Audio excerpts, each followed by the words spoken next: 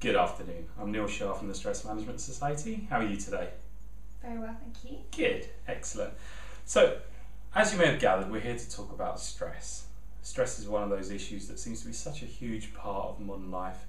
You know, these days you can't turn on the television or the radio, pick up a newspaper or a magazine with someone or the other going on about stress. And even though that this is something that's just such a huge part of our lives and we can't seem to escape from it, what is it? What is stress? What's stress to you?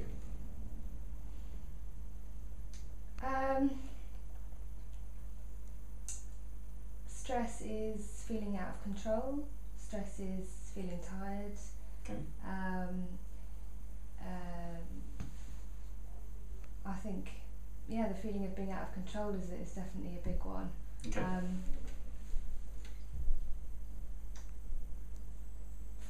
Increasing heart rate, Okay. perhaps. Getting headaches, becoming ill, even. A build-up of all of those things. Definitely, you're absolutely correct. And the interesting thing is, a lot of people, when you start talking about the issue of stress, they can very easily relate to the feelings or the emotions of stress, but they don't always relate to the physical changes that occur. Because interestingly, stress doesn't start with a feeling or emotion, it actually starts with a physiological change. Now, a lot of people say to me, Neil, I bet you never get stressed because of the work that I do. It's kind of like saying to a doctor, I bet you never get ill, or saying to a mechanic, I bet your car never breaks down. Of course the mechanic's car breaks down, and of course the doctor gets ill. They just know what to do when it happens. And I describe myself in pretty much the same way. And I suffered an experience of stress not that long ago, probably this morning. I was due to be at a client at about 10 o'clock this morning. And I usually leave plenty of time just in case there are any delays, because I want to be sure that I'm there in time to obviously sort of run my session with the client, and also a few minutes to spare just in case there are any delays or anything like that. And I left my house at about 8:45 this morning. I was doing fine. I was enjoying the sun and listening to the radio, no problems whatsoever. I was well on time to arrive at the client. And then I got stuck in a bit of traffic. And the first 5 or 10 minutes I wasn't too bothered. I just wound the window down and just enjoyed the beautiful morning that we're having today. But then when I found 5 or 10 minutes later I was still sitting in the same spot, starting to get a little bit edgy. 20 minutes passed. Now I'm really cutting into my buffer and I'm starting to cut it fine, and I'm thinking that there's a possibility I'm not going to arrive on time. Another 5 or 6 minutes passed, and now I'm really starting to feel it. My heart's pounding in my chest, my breathing's become shallow and fast. I'm getting really angry and irritated at whatever idiot decided to cause an accident when I need to bloody be somewhere. I'm starting to feel myself sweating. Now, I had the air conditioning on, it wasn't particularly hot in the car, but I'm starting to feel much, much warmer. My bladder's relaxed, so my muscles are tensed up, my teeth are gritted, I'm feeling really irritated and annoyed to be in this situation. Now, alright, I'm exaggerating a little bit, but you get the idea, right? Have you ever experienced any of those kind of things changing when you experience stress? Yeah, definitely. Yeah, when you become aware that your breathing has changed, your heart's pounding in your chest, feeling angry, uptight, irritated, frustrated, you're starting to think irrationally, maybe feeling panicky or anxious, because actually that's where stress starts. That's what stress actually is, and it's caused by the release of hormones like cortisol and adrenaline into your system, which actually change the way that your body's functioning. For what reason?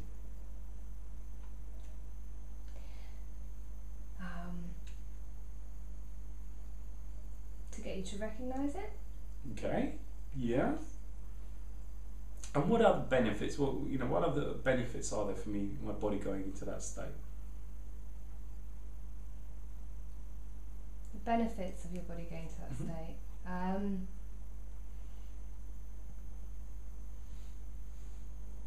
suppose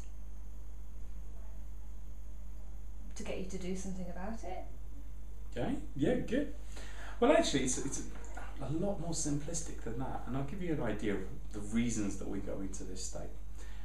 Our common ancestor, Caveman Joe, trudging through the jungle, and a saber-toothed tiger jumps out in front of him.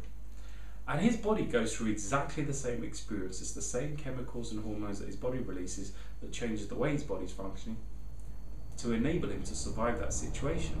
Because basically the changes in the body enable you to either fight and wrestle that tiger to the ground and overpower him, or flight, run away at the best of your ability.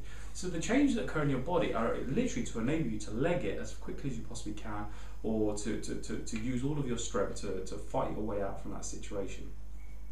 So essentially your body is using this as a survival mechanism. Now, that's perfectly appropriate for you to go into that state if you're being attacked by a saber-toothed tiger, but how did it help me stuck in my car on the M25 earlier today? Didn't help you. It didn't, did it? Not No. at all.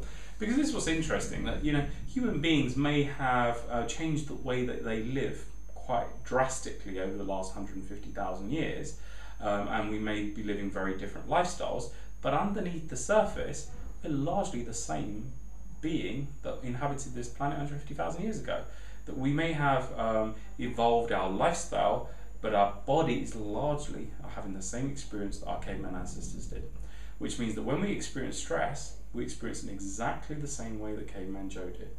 Now the difference is, for me and you, there are a lot of situations that we're going to experience stress with on a day-to-day basis where it's not the appropriate response. It doesn't help us to deal with that situation.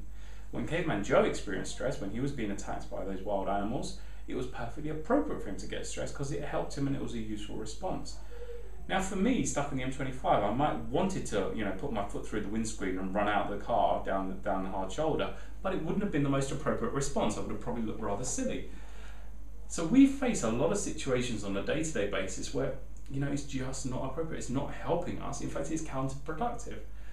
What situations do you think that we experience stress on a day-to-day basis where it doesn't help us at all?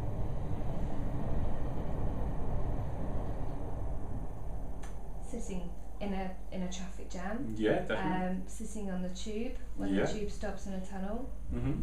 And you're late for a meeting or you're late for an interview, maybe. Sitting an exam. Yeah, very good. Having a driving test. Mm-hmm. Going on a blind date.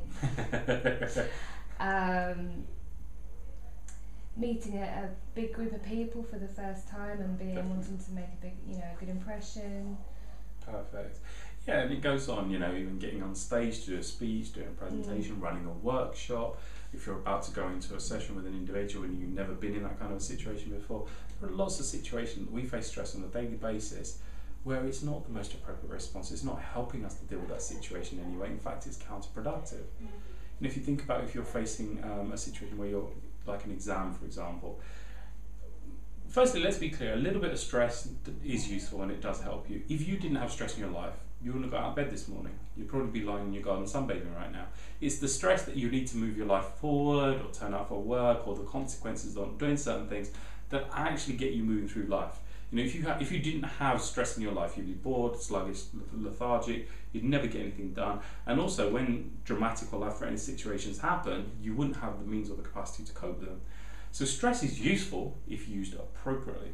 A lot of people talk about good stress and bad stress. I disagree with that. I feel that causes confusion because there aren't different types of stress. There's only one type of stress. In some situations we use it appropriately and it helps us. In some situations we don't use it appropriately and it becomes counterproductive. So, a little bit of stress would help to focus you and get you moving to get up to do the speech or sit the exam in the first place. But when it gets too much, it becomes debilitating. You can't think clearly. You can't remember that information. You can't get the words out. You get all tangled up and you're just, a mess. So it's ensuring that you have an appropriate amount of stress to deal with whatever situation you're about to face. So this is the key. And there are some situations where, being relaxed is actually going to help you massively. If you are getting up to run a training session or you are getting up to speak at a conference, if you're relaxed, you probably find that you're more effectively able to deliver that communication. But what about situations that we do face on a daily basis where stress is appropriate and it can help you? So, I don't know about in Kilburn where you live, but in sort of this part of London, in North Harrow, we don't have many saber-toothed tigers. So I'm assuming that you don't have to dodge many saber